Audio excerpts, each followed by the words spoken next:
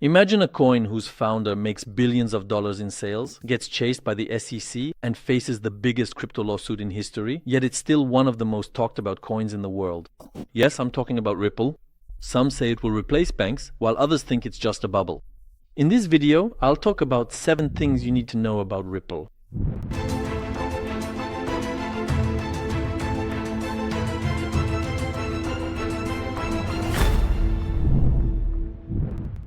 With a market cap of $185 billion, XRP is the second largest altcoin, and for years, Ripple has come right after Ethereum. This hasn't changed much. Many people who didn't know how to calculate market cap dreamed of getting rich quickly with Ripple. They expected 20 times, 30 times returns. However, Ripple's market cap is already extremely high, but on the other hand, this makes it a safe haven, a solid refuge for the long term. Now here are 7 interesting facts about Ripple. I'm going to talk about these facts. Some of the facts are good, some are bad. My aim is not to praise or criticize Ripple, but to help you get to know Ripple better. Let me say this at the beginning of the video as well. Nothing I explain in this video is investment advice. Ripple's co-founder Jed McCaleb sold a total of $400 million worth of Ripple in 2020. Imagine you're investing in a project you trust, but its founder is selling it off, and this was a big topic of discussion in the market at the time. Although later on Jed left Ripple, he ended up selling almost all of the coins he owned. He made sales totaling $3.2 billion. This created significant selling pressure on Ripple from time to time. That was our first fact. We witnessed one of the first major lawsuits in crypto history with Ripple. The SEC sued Ripple. They filed the biggest crypto lawsuit in history, and Ripple went through very tough times for many years because of this. Because many exchanges delisted it.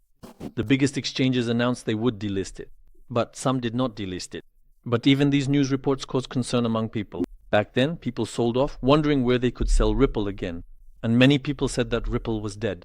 They said, Ripple is finished now. But in the end, the SEC lawsuit was dropped, and Ripple achieved very valuable successes for crypto regulations, especially in the US. Today, thanks to Ripple, we can now talk about compliance.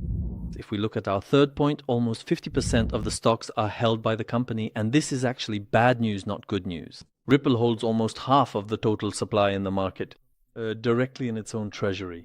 Now, on one hand, this raises concerns about centralization for people. They present it as this level of centralization doesn't suit you, and it creates pressure on the price. In other words, investors worry that if the company makes a quick sale, the price will drop. Of course, this is not a positive development. But some people also say that the company having such a treasury is important for Ripple's sustainability, and the so-called Ripple army, that is the fans who love Ripple, also defend this, to be honest. Now we've come to the fourth point. Ripple really offers a solution to a problem. This is very important. The cards we use in our daily lives, financial payments, or transferring money somewhere, all of these happen through banks. What does this mean? There is a single route, and we always have to use this route. Sometimes it narrows, sometimes it gets congested, and especially with cross-border payments, for example, if you want to send money from Europe to America, there's no longer a direct route, and things get much more complicated, with more intermediary institutions getting involved. Sometimes transactions take 3 to 5 days, and there's something like this in traditional finance, friends. For example, let's say you want to send money from America to Germany. These are different currencies. America uses the dollar, Germany uses the euro. Banks need to hold money in their own currencies at correspondent banks for these money transfer transactions. They keep money in pre-funded nostro accounts. And most of the time, this money just sits idle in those banks. Or when there's a significant SWIFT demand, there's a lack of liquidity, and the transactions become costly. This is where Ripple offers a real solution. It provides significant solutions to banks for their international payments. For example, let's say we're sending money from America. The money is converted from dollars to Ripple. Then it's sent to Germany as Ripple, and in Germany, Ripple is converted back into euros. Also, the fees are significantly reduced. It's extremely fast and the costs are very low. Very, very low. This is one of Ripple's good features, friends. By the way, we would be very happy if you support us by liking the video you're watching and subscribing to our channel. Now the fifth. Let's move on to the fifth point. Real-world use. Actually, many coins claim to offer a solution. I mean, no coin says, I just showed up randomly. Even meme coins claim to offer a solution. But most of these claims are baseless, or even if they do offer a solution, it doesn't have any real-world application and isn't used. So, is Ripple actually being used? If we look beyond the speculation, yes, Ripple is really being used. Especially in the Far East, in Asian countries, Ripple is used by some banks for cross-border payments. For example, in Turkey, it was used in some banks like Akbank. So Ripple has both been tested and has real-world use cases.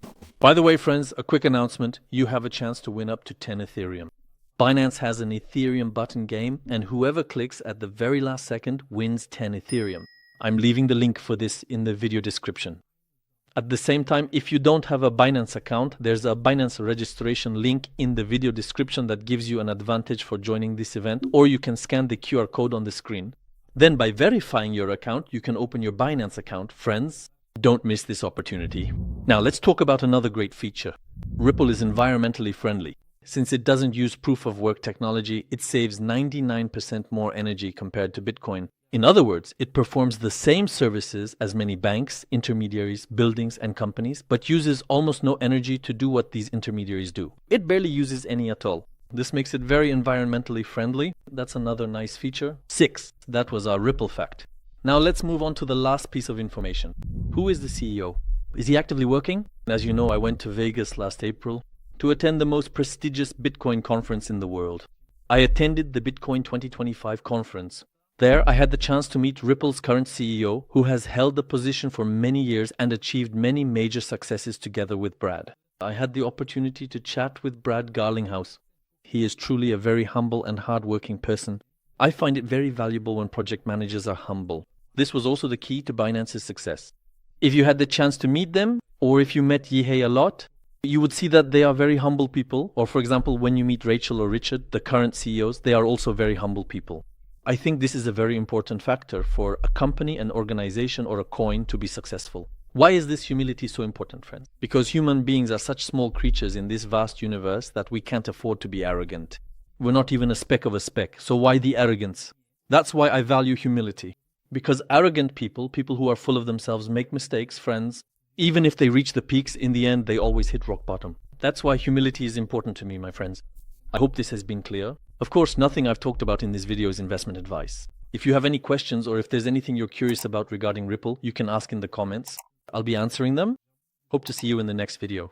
Goodbye.